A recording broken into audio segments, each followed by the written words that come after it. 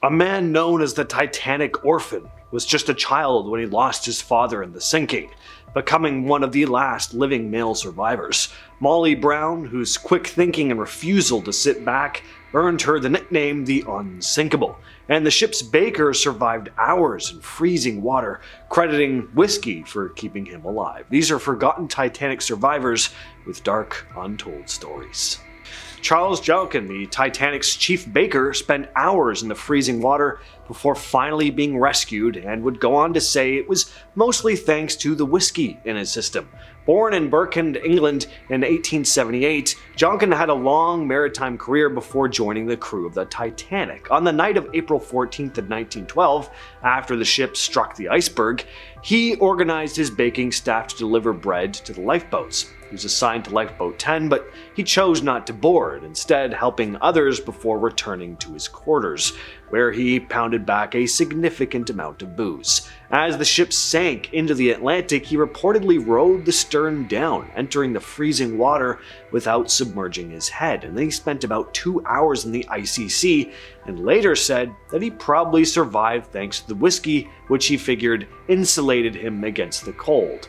After the disaster, he continued his maritime career and later settled in Paterson, New Jersey, where he passed away in 1956. Marcel Navertil, born in Nice, France in 1908, was one of the last living survivors of the Titanic tragedy, becoming known as the Titanic Orphan. In a custody dispute, his father, Marcel Navertil Sr., abducted him and his younger brother Edmund, taking them aboard the Titanic under the alias Louis M. Hoffman. Claiming to be a widower, he was intending to start a new life in America. On the night of the sinking, their father placed the boys in Collapsible D, the last lifeboat successfully launched. He sank with the ship. The brothers, unable to communicate their identities, were simply dubbed the Titanic Orphans in the press. Their photographs circulated though, and eventually reached their mother, Marcel, who traveled to New York to reunite with them. Michel grew up to become a philosophy professor at the University of Montpellier. He passed away in 2001, remembered as one of the last male survivors of the Titanic. Molly Brown was born Margaret Tobin, but the unsinkable Molly Brown is how most people remember her. When she boarded the Titanic in 1912, she was already rich thanks to her husband striking gold in Colorado. But she didn't just spend money. She fought for workers' rights, women's rights, and education, and her drive to help others only continued when the Titanic began to sink.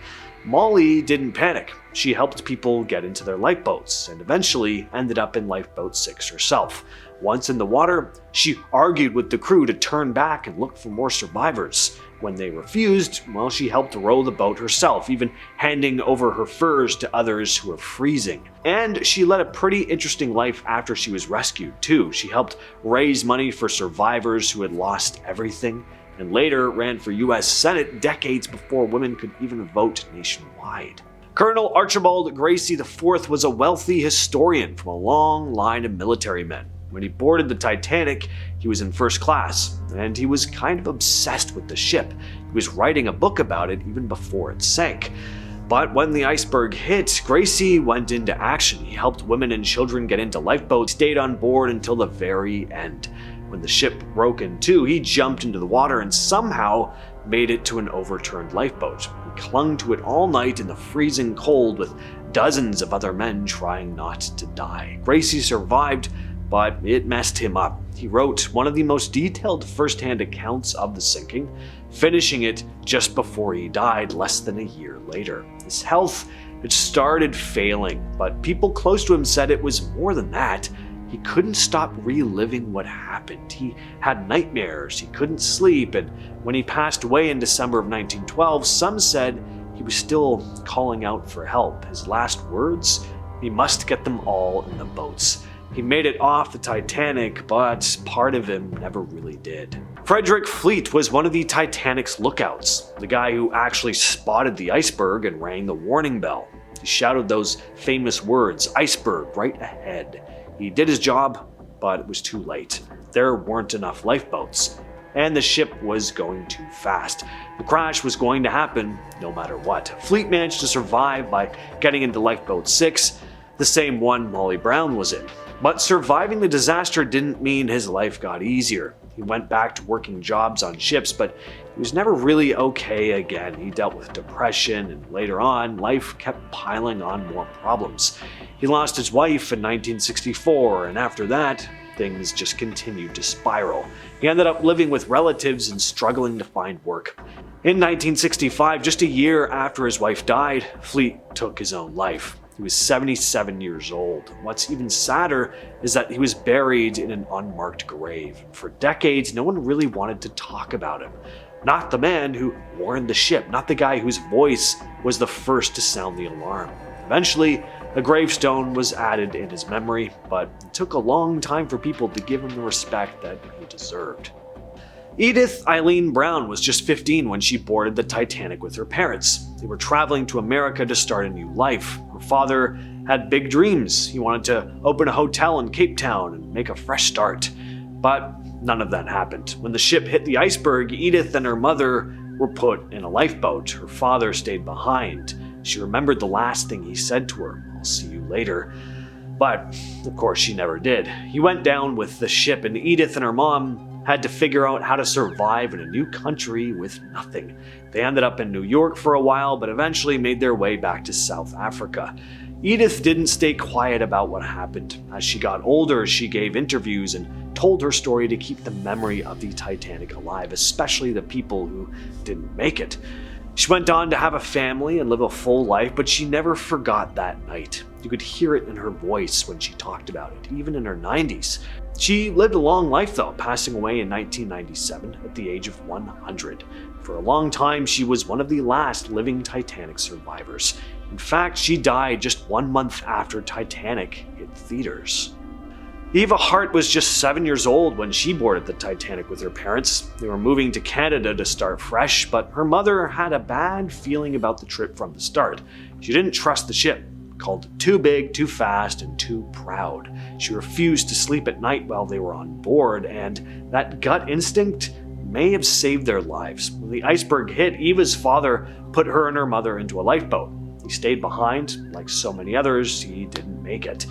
Eva never saw him again. She said later that she remembered the screams in the dark and the horrible silence that followed. It stuck with her for the rest of her life, but Eva wasn't someone who let it break her. As she got older, she talked openly about the disaster and didn't hold back. She was especially critical of the White Star Line and how unprepared the ship was. She hated how they tried to avoid responsibility and kind of downplayed the tragedy soon afterwards. Eva lived a long life and never stopped speaking out. She kept a photo of her father by her bed until the day she died.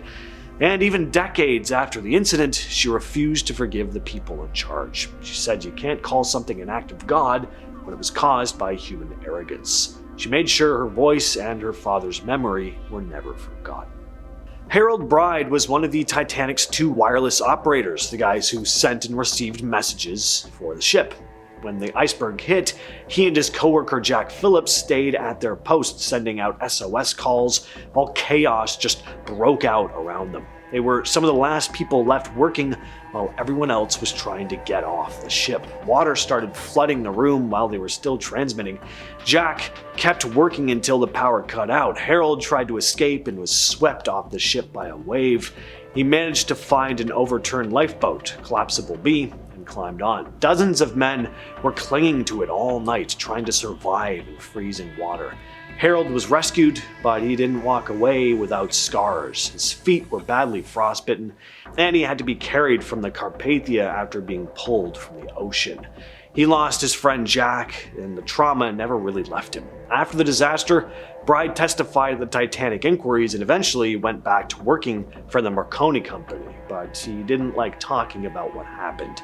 He kept a low profile for the rest of his life and avoided the spotlight, passing away in 1956. Lawrence Beasley was a second-class passenger on the Titanic. He was a science teacher from London. When the iceberg struck, Beasley quietly made his way to the boat deck and managed to get into Lifeboat 13. But what really sets Beasley apart is what he did afterward. He wrote one of the very first survivor accounts of the disaster, a book called The Loss of the SS Titanic, which came out just 2 months later. And he approached the book like a scientist, calm, detailed, and brutally honest. He criticized the lack of lifeboats, the poor emergency response, and how preventable the whole thing was. His book helped shape how the public saw the disaster. And years later, Beasley also became known for a pretty strange stunt. He tried to sneak onto the set of the 1958 film A Night to Remember, the Titanic movie that came out years before the James Cameron film. So he snuck onto set while they were filming the scene where the ship sinks. His reason was he wanted to go down with the ship. The director stopped him, but it really showed how deeply the event stuck with him. He never fully let it go. Beasley died in 1967, but his account is still one of the most respected first-hand records of what really happened that night. And finally, we have Violet Jessup, a woman who narrowly avoided death 3 separate times, all on ships. Violet's story honestly sounds made up. Like some screenwriter was just like, hey, what if we had one lady survive 3 of the most major ship disasters of the early 1900s? She was on the RMS Olympic when it collided with a British warship in 1911, lived. She worked as a stewardess on the Titanic when it hit the iceberg in 1912. And amid all the chaos, someone told her to show the non-English speakers how to get in the lifeboats. She did it, got on lifeboat 16, and lived to tell the tale. Now you'd think that 2 near-death ship experiences would be enough for anyone, but not her. In 1916, she was a nurse on the Britannic, which was basically Titanic's twin sister ship.